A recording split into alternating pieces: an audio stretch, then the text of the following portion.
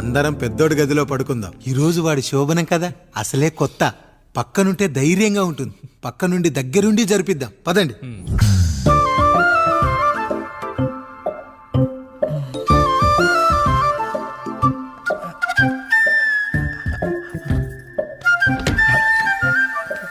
కానివ్వండి రా, కానివ్వండి కానివ్వండి.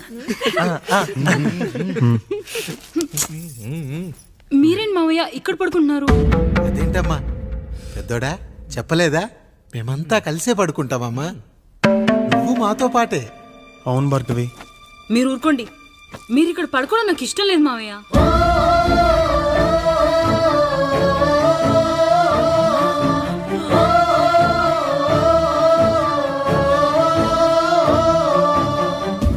అదేంటమ్మా అలా అంటావు?